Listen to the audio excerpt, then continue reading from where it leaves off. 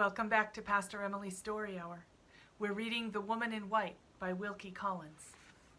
This is part 36. The story continued by Frederick Fairlie, Esquire, of Limmeridge House. It is the grand misfortune of my life that nobody will let me alone. Why, I ask everybody, why worry me? Nobody answers that question, and nobody lets me alone. Relatives, friends, and strangers all combine to annoy me. What have I done? I ask myself.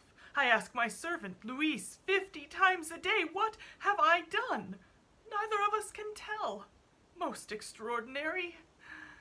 The last annoyance that has assailed me is the annoyance of being called upon to write this narrative. Is a man in my state of nervous wretchedness capable of writing narratives?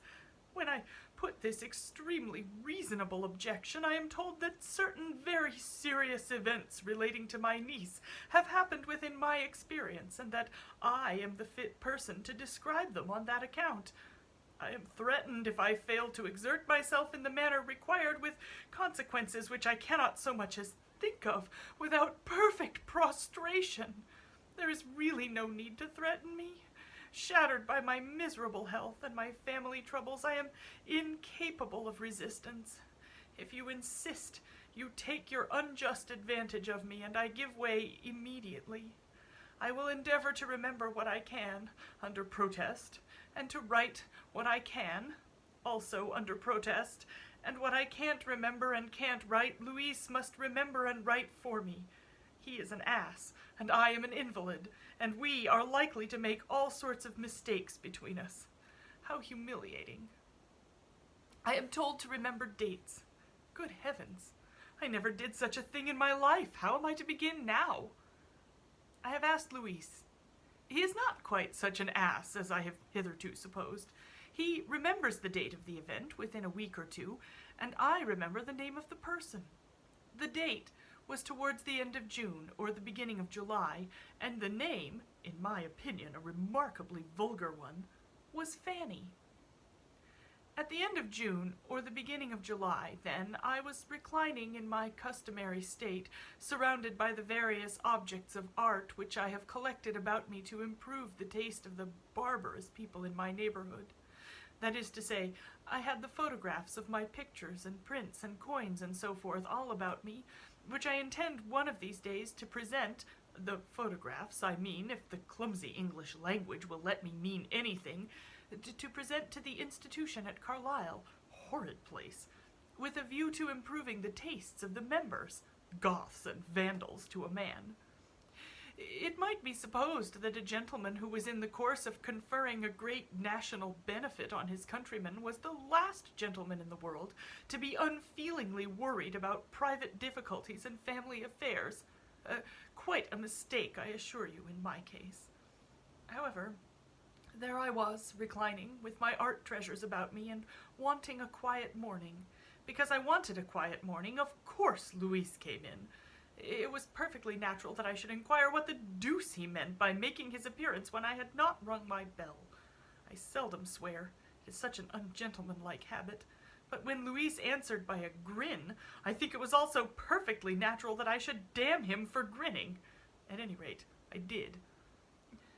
The rigorous mode of treatment, I have observed, invariably brings persons in the lower class of life to their senses.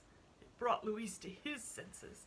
He was so obliging as to leave off grinning, and inform me that a young person was outside wanting to see me. He added, with the odious talkativeness of servants, that her name was Fanny. Who is Fanny? Lady Glyde's maid, sir. What does Lady Glyde's maid want with me? A letter, sir. Take it. She refuses to give it to anybody but you, sir. Who sends the letter? Miss Halcombe, sir. The moment I heard Miss Halcombe's name, I gave up.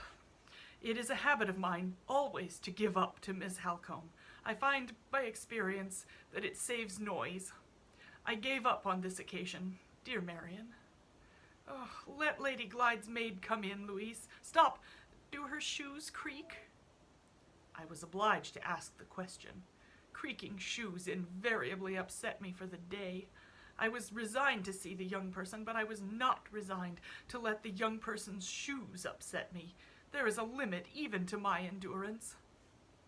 Louise affirmed distinctively that her shoes were to be depended upon. I waved my hand. He introduced her. Is it necessary to say that she expressed her sense of embarrassment by shutting up her mouth and breathing through her nose?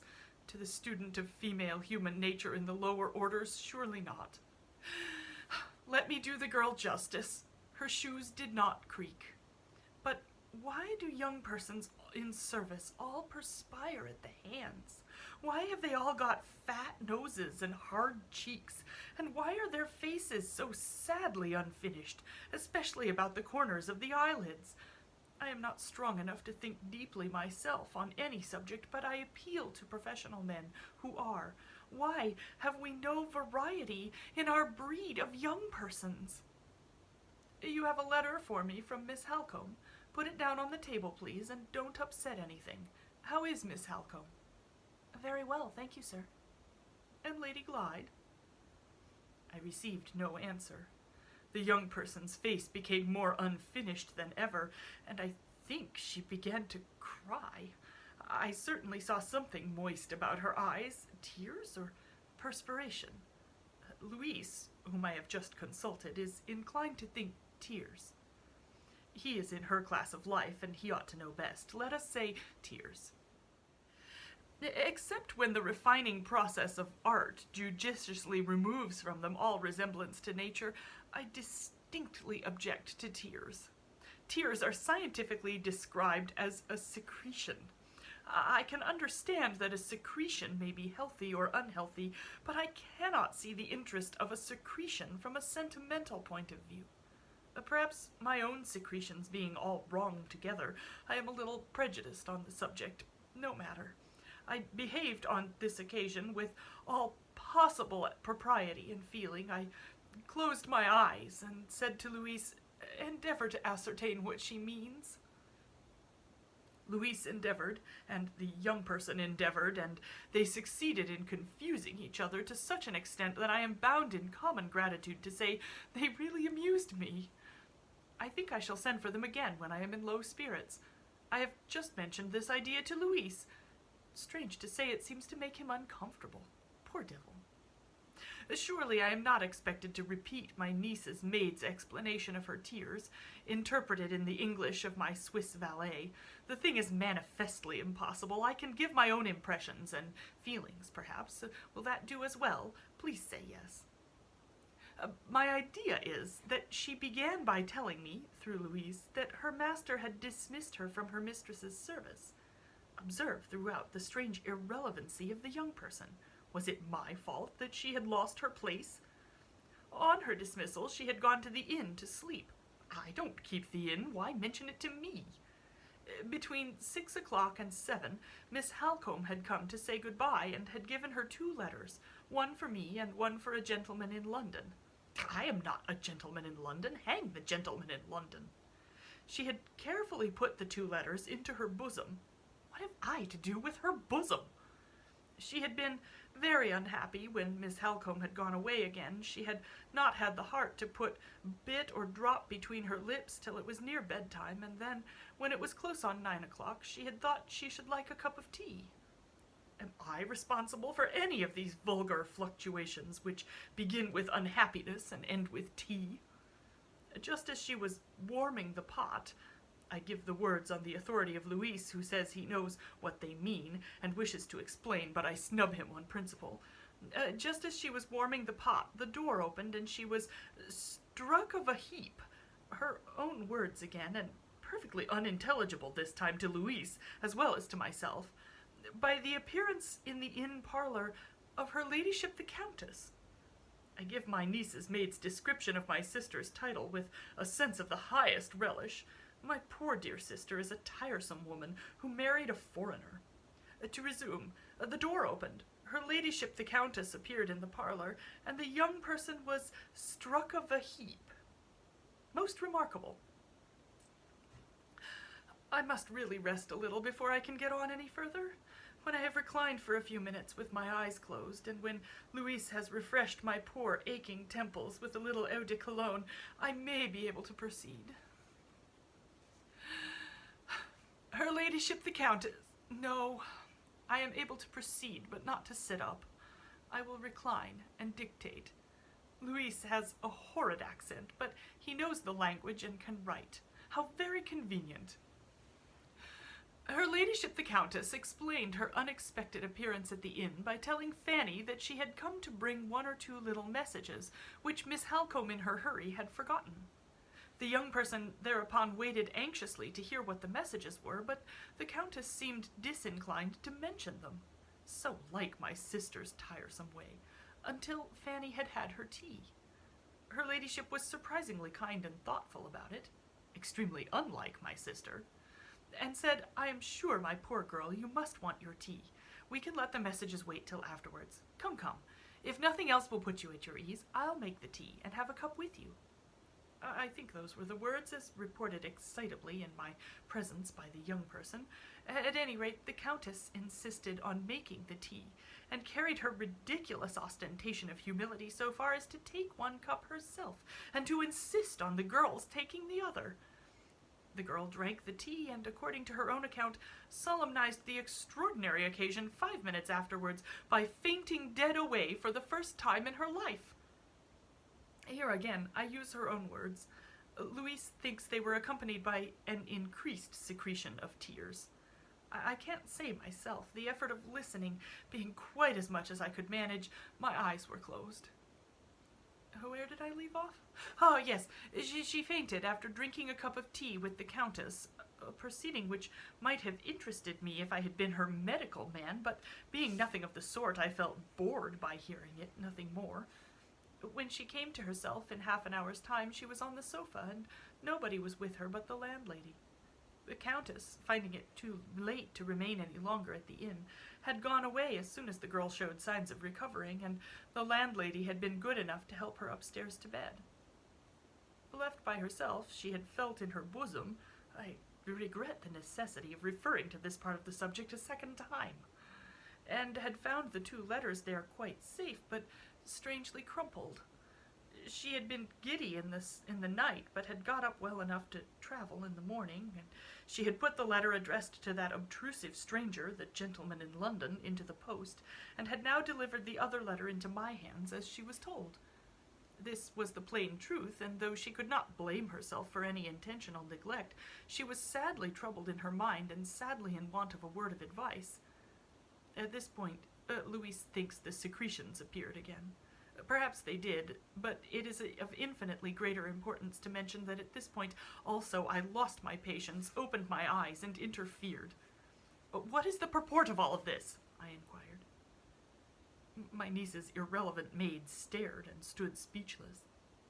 "Endeavor to explain," I said to my servant. "Translate me, Louise."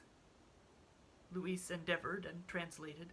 In other words, he descended immediately into a bottomless pit of confusion, and the young person followed him down. I really don't know when I have been so amused. I left them at the bottom of the pit as long as they diverted me. When they ceased to divert me, I exerted my intelligence and pulled them up again. It is unnecessary to say that my interference enabled me in due course of time to ascertain the purport of the young person's remarks. I discovered that she was uneasy in her mind because the train of events that she had just described to me had prevented her from receiving those supplementary messages which Miss Halcombe had entrusted to the Countess to deliver. She was afraid the messages might have been of great importance to her mistress's interests. Her dread of Sir Percival had deterred her from going to Blackwater Park late at night to inquire about them, and Miss Halcombe's own directions to her on no account to miss the train in the morning had prevented her from waiting at the inn the next day. She was most anxious that the misfortune of her fainting fit should not lead to the second misfortune of making her mistress think her neglectful, and she would humbly beg me whether I would advise her to write her explanations and excuses to Miss Halcombe, requesting to receive the messages by letter if it was not too late. Oh, I make no apologies for this extremely prosy paragraph. I have been ordered to write it. There are people, unaccountable as it may appear, who actually take more interest in what my niece's maid said to me on this occasion than in what I said to my niece's maid. Amazing perversity. I should feel very much obliged to you, sir, if you would kindly tell me what I had better do, remarked the young person. Oh, let things stop as they are, I said, adapting my language to my listener. I invariably let things stop as they are. Yes, is that all? If you think it would be a liberty in me, sir, to write, of course I wouldn't venture to do so, but I am so very anxious to do all I can to serve my mistress faithfully. Ugh, people in the lower class of life never know when or how to go out of a room. They invariably require to be helped out by their betters. I thought it high time to help the young person out, and I did it with 2 judicious words. Good morning. Something outside or inside this singular girl suddenly creaked. Louise, who was looking at her, which I was not, says she creaked when she curtsied. Curious. Was it her shoes, her stays, or her bones? Louise thinks it was her stays. Most extraordinary. As soon as I was left by myself, I had a little nap. I really wanted it. When I awoke again, I noticed dear Marian's letter. If I had had the least idea of what it contained, I should certainly not have attempted to open it.